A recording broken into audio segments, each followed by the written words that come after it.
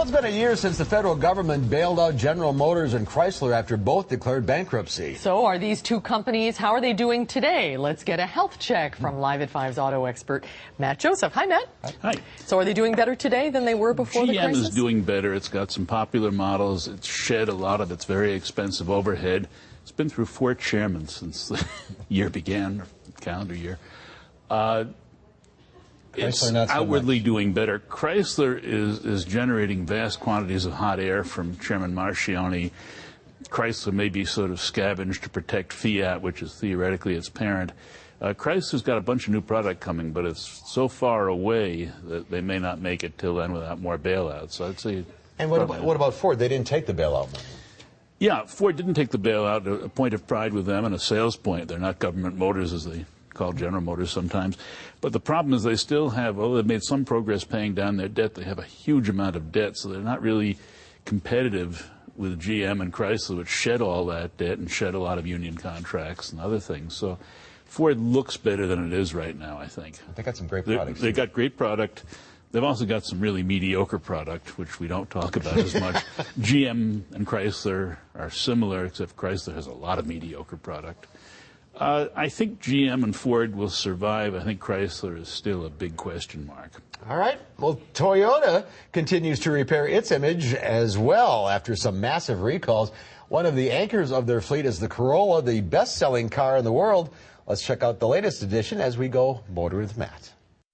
Just sort of not bad, not good, better than mediocre, far short of excellence. The redesign, it sort of lost what soul it had left. Now, Corolla was a very important car to Toyota once. It was their entry-level car. It's arguably the best-selling car nameplate in the world. It's been on the market for 40 years, the Corolla nameplate. In the beginning, these were gem-like little automobiles with every detail attended to beautifully. It's as if Toyota sort of said, hey, for the Corolla, good is good enough. Let the Koreans build great cars in this class. It's not a bad car. It's not a bad value. You should certainly look at it. It has Toyota reliability behind it, and I think that's great. I think Toyota's problems were largely manufactured by the press. That'd be us. That'd be us. Yeah, well, we stood in the wind on that one. We faced the wind. But this is transportation. Good transportation. It's transportation, maybe a car for people who really don't like cars all that much. There's nothing inspiring about it. There's no great gadgetry on it.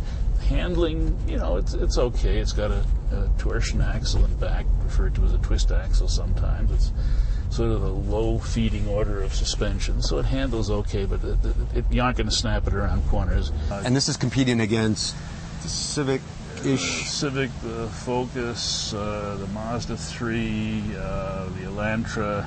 All cars with some personality. Yeah, and a lot of them have that much room. A lot of them have disc brakes in back. A lot of them have independent rear suspension. The Sentra's another one.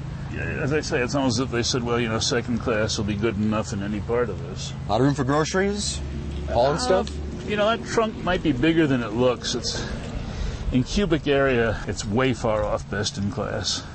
But it's got easy access, which is nice. Mm-hmm. The split folding seats really don't go down far enough. No, there's not a lot of extra room there because of all this. And a lot of it would be helped if the seat went down further.